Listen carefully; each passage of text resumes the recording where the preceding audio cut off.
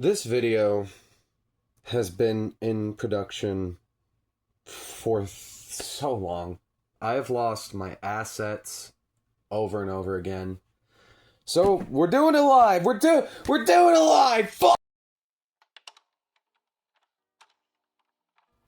Animated Prime is a wildly well-received figure. There's not really much that I can say about him that isn't already being said, that's not already been overdone and drilled into everyone's head 1,000-fold. Like, it's no thing to say that this thing has brought in a wave of nostalgia and a whole bunch of different collectors into the Transformers game, myself included. Check out the Bumblebee video for my little nostalgia trip. And yeah, they're well within their reasoning too. Like, look at him. He's just the spitting image of that original animation model, aside from some proportional inconsistency.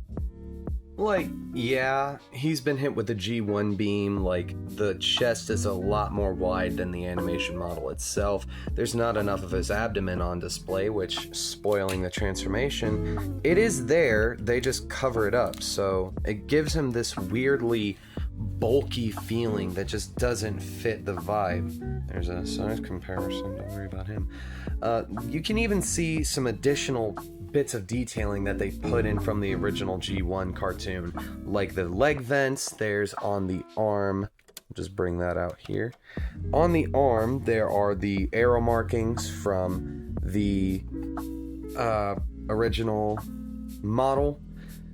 But ultimately, it's still Animated Prime. He still has a lot of those design cues that made the original design so charismatic.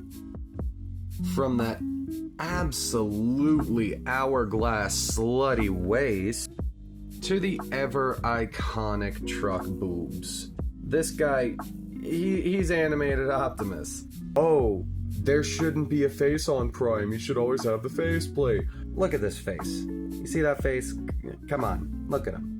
And on the topic of the face, while we're here, a lot of people have some discourse with, oh, there shouldn't be a face on Prime, you should always have the faceplate. Oh, it's iconic G1, G1, G1. No, dude, the face makes this design to me. There's a lot of character moments that are elevated because of the fact that you get that level of expression from that design. And the badass moments he has with the mask are even more elevated. It's like Bumblebee putting the shiesty on in the live action movies, man. Come the fuck on. Despite a lot of the inconsistencies that this figure might have from the original design, it still feels so close to it that I can't really be mad. This excellent profile, and even from the back, clean as sin, only the light bar giving him a backpack. It's not really even a backpack, it just is there. And putting him next to his deluxe animated cast members is just, whew, it feels so good. Like, I can't describe the nostalgia that I get from this. It just feels right. It definitely kind of shows some of the more G1-ified aspects of them, but I honestly don't mind it as much, especially when they're together. It still screams animated. Kudos to Derek J. Wyatt, God rest his soul, for making such iconic designs that no matter how much you tweak them, they aren't really that messed up. The only complaints that I really have for this figure are some of the clear plastic pieces, again spoiling the transformation, have indeed cracked on me. These two tabs that are meant to secure it, you know, they slot in here, yeah, they snapped all the way off, so he relies on this to keep it closed.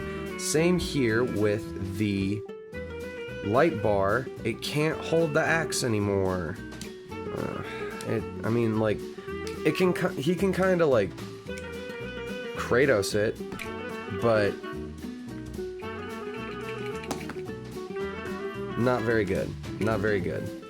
I did indeed also have to go in and fix the knee joint to be a little bit more solid, to give me more playability with the latter half of the review. Other than that, it's really not that big of a deal. I mean, I would have preferred the paint on the helmet here be applied, and on the feet and hands as well.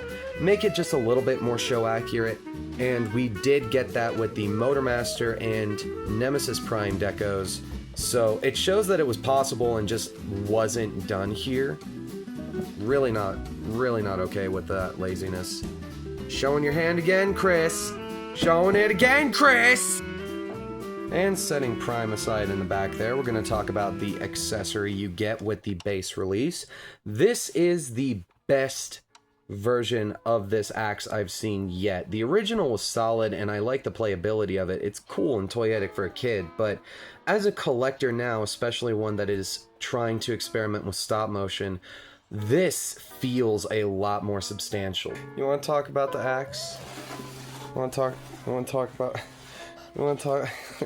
about the axe? What do you have to say about it?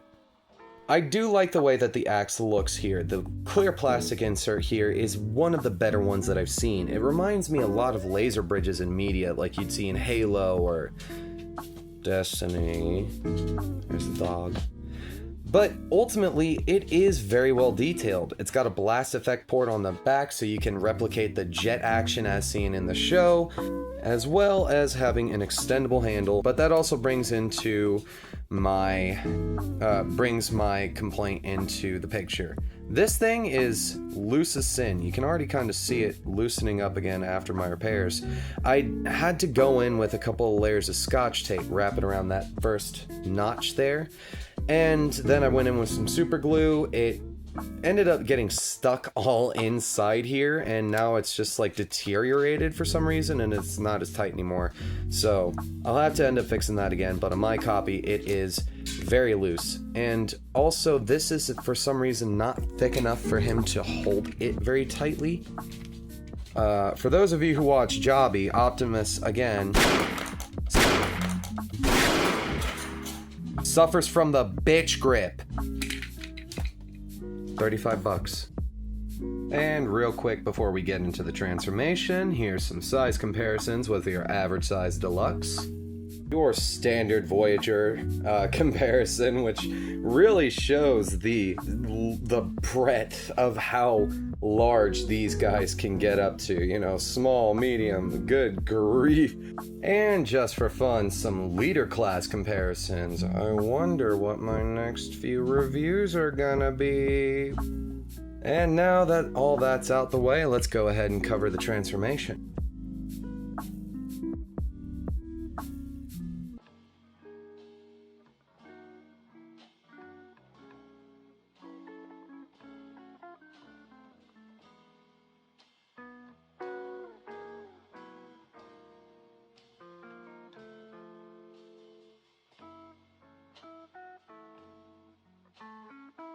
And now that we are done with the transformation, let's talk about this alt mode.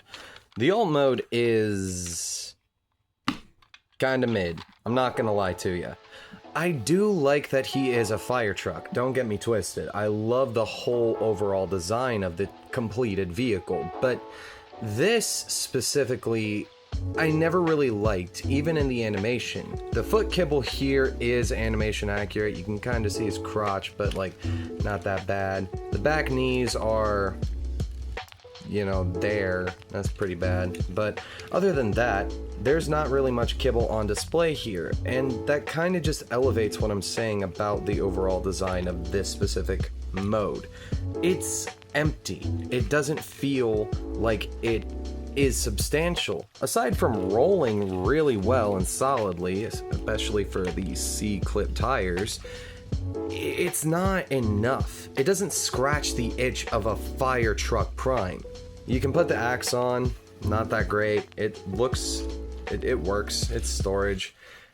But as a default, this just does not hit the mark to me. It doesn't feel as substantial as it would with the back half of the trailer. And talking about the whole trailer, no trailer situation, it is animation accurate, but I also hated it when he had the trailer just to throw it away. Like, it's useless kibble that you're literally getting rid of in one shot to the next. Why did you transform into the whole fire truck? how do you have that much material on you? They say mass shifting was dead. That little dude turning into that big ass truck. What? For size comparisons, here's his animated cast members. Loving them in vehicle mode too. Just, oh, the nostalgia feels so nice. The Voyager comparison, and the Leader class comparison, bringing out Age of Extinction Prime here for, you know, it can't really compare a T-Rex to a fire truck. That doesn't really make much sense. Wrapping up my opinions on the base truck mode, it's good, it's solid, it rolls well, it holds together very decently, but it feels lacking. There's something missing from this package. Hey! This is the DNA Design DK54 upgrade kit for animated Optimus, and oh boy, we got some stuff to talk about with this. But first, we're gonna get into the positive. We're gonna temper our expectation. You're gonna connect the trailer, once you have it put all the way together, with these pegs into the feet. A little tight there, but it's all for the sake of a solid connection, because yeah, that ain't going nowhere unless you make it. And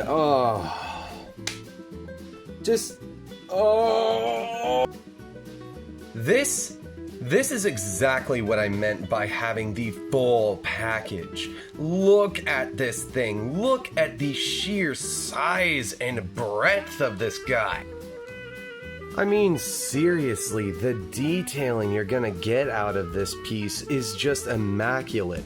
The water gauges and bits and pieces from the character model, the little bits of booster kibble that make it seem more of a play value. Like these two, I can see it being a booster for an actual emergency vehicle, getting to where they need to go more quickly and efficiently. But despite all this, I need to address one very big problem with this set. And that is the price tag. The cost of admission for this piece is going to run your pockets.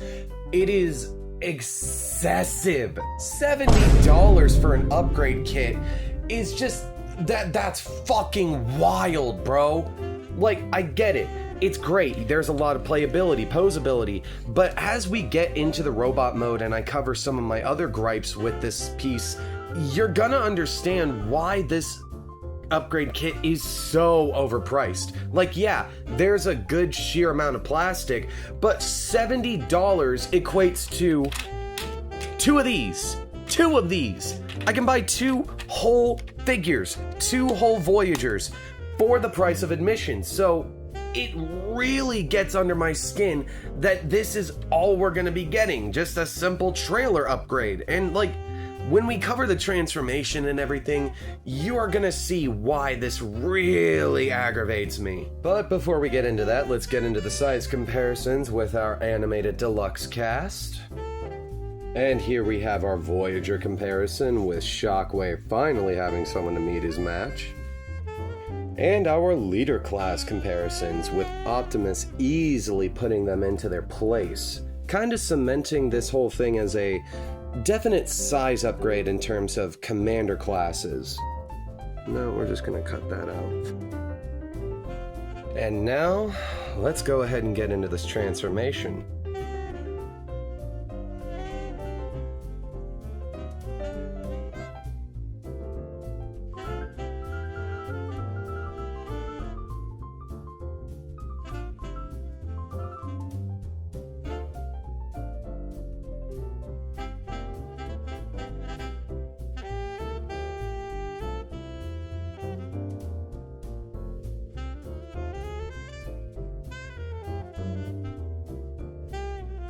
Alright, now before we get into the combination, which I'm gonna go ahead and just do in a non-time-lapse format, I wanted to take the time to address this specific piece, or pieces rather. This is where a lot of my gripe with the transformation will come into play, because I want you to just listen how this sounds. And to put it back on, I want to again show you. You're gonna line those up, and then you have to well, if I can do it, you're gonna keep this in line, and you have to stretch the tabs over it. Literally just squeezing that jit on there. That is not a good feeling, especially because of how thin these wings are.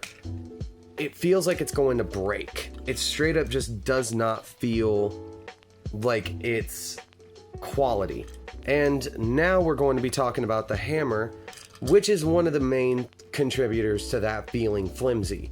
These two pegs are made of, obviously, clear plastic. The thing about DNA Design's clear plastic is that it is a very flimsy feeling plastic. When you take this thing apart, it feels very delicate, which is also what you have to do to get at the additional accessories for Prime himself, which the bonus is the base one, which, you know what, no, we'll go ahead and just use the base one. And this is the bonus one, clear plastic. It might be dual molded. I don't think it is.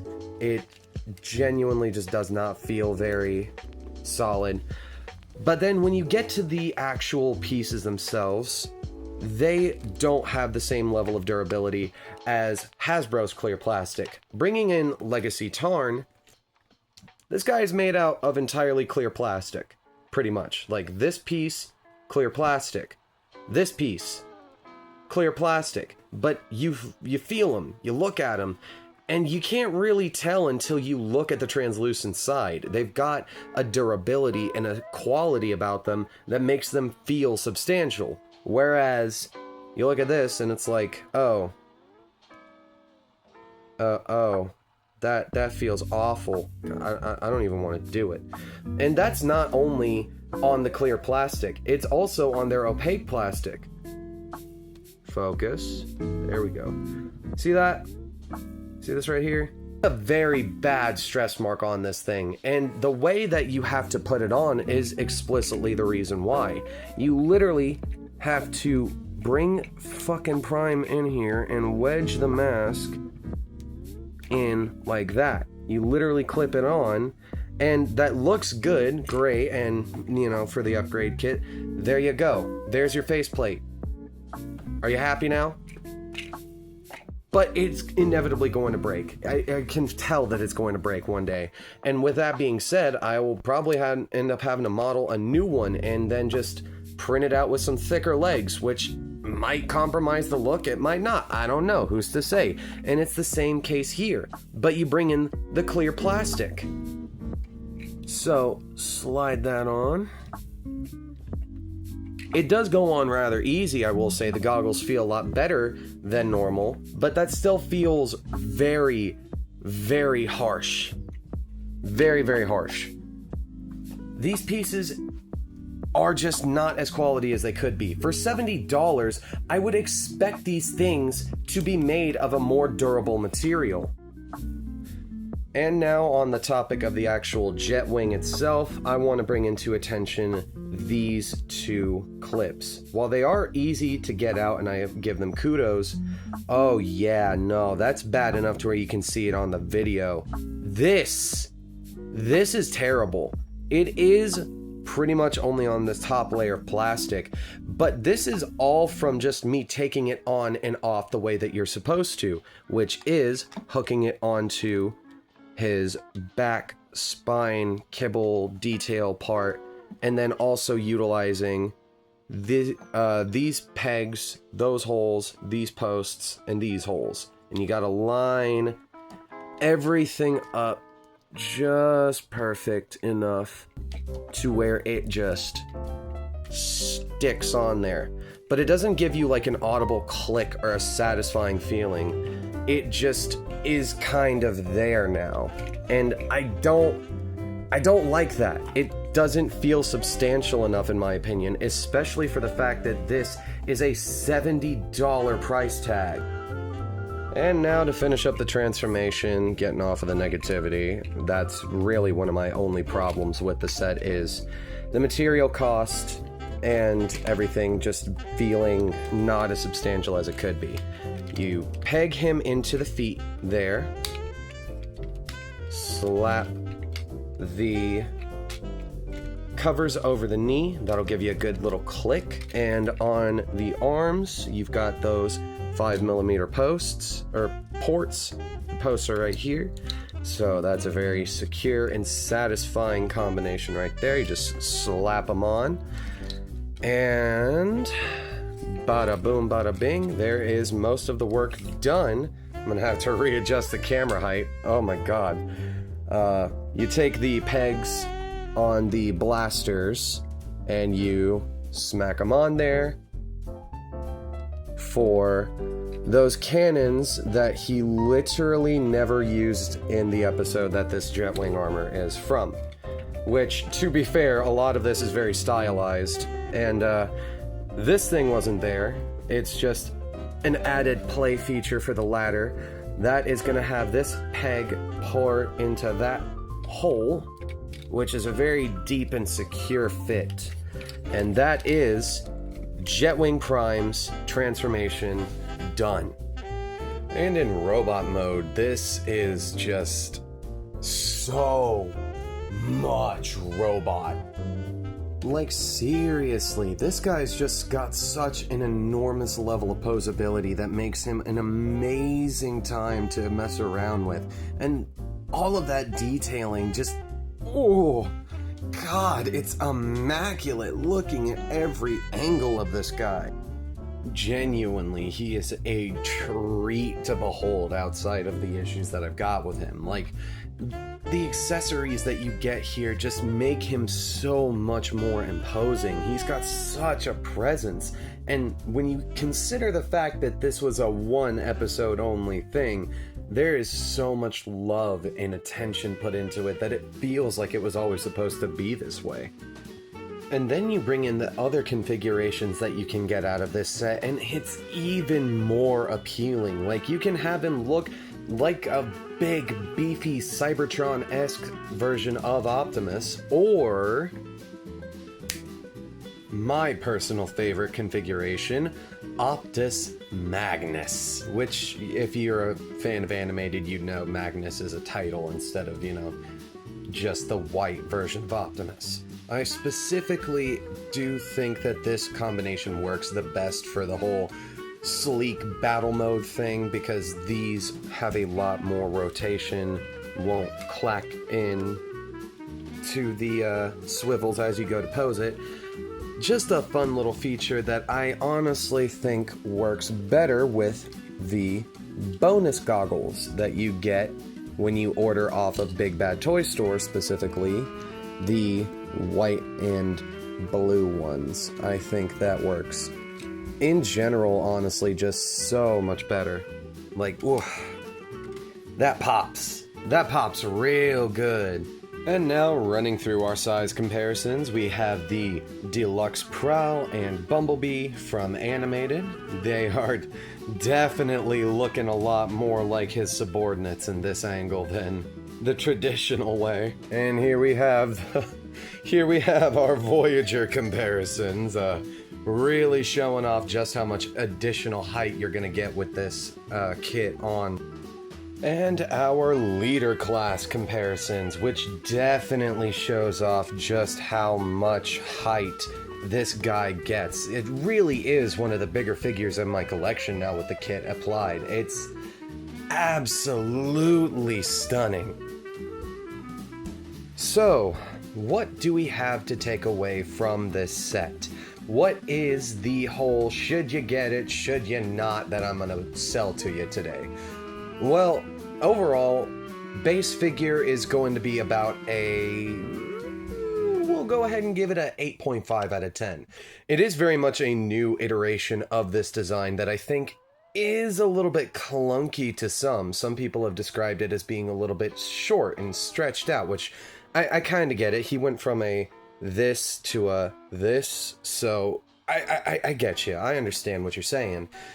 But despite those proportional inconsistencies from the original design, this guy he hits different. All of the detail, including the truck cab, the seats on the back of the arms. Like, it is superfluous, but it's fun. It shows that this figure was made with love.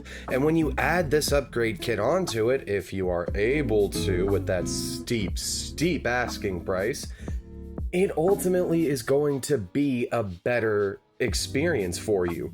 Like, the majesty of this figure compared to so many others is completely understated. Like, he is easily one of the centerpieces of my collection. Like, the wingspan, the accessories, all the things you can do with them. Overall, I'll give the kit we're gonna give it a solid 9. Because while it isn't for some people, while it may not be readily available for a lot of folks, especially because of how pricey it still is damn good. Provided, yes, these QC parts, or the QC of certain parts, does make me wonder about the longevity of how much this is going to work, but there are ways around this. There's ways around a lot of the issues that I have with this figure, and you can buy a new hammer separately in case the tabs snap off on you whenever you go to transform it. It's not ideal, but it's still really damn good, especially for a long-term animated fan or someone that had that in childhood and is rediscovering their passion of Transformers through a lot of these figures, like myself. Overall, the completed set for me personally is going to get a solid 9.5. Just the entire thing is pretty much what we are going to be getting out of a lot of Commander class style offerings these days, and I can't really complain about it. He has a lot of quality and just quantity here that makes him worth that price, in my opinion. Could it have been better? Absolutely. But hey, at least it's here. I don't see Hasbro putting out a Jetwing anytime soon, so yeah, that's about it. If you enjoyed what you saw, heard, all that noise today, then please and kindly leave a like, leave a comment, subscribe, hit the bell for notifications on future uploads. I do music. I'm going to be doing animations, skits, things of the sort. And if you're looking to get some artwork or anything, consider going to my Twitter. We'll have occasional spaces there where we all get together, shoot the shit, and, share drawings and plug each other's content. We've met a lot of crazy people, including TF Hype Guy and Brody Fox, through those spaces, so come on down whenever you want to. I have been your estranged host with the most, Shirker, and I will see you all on the next episode. Adios.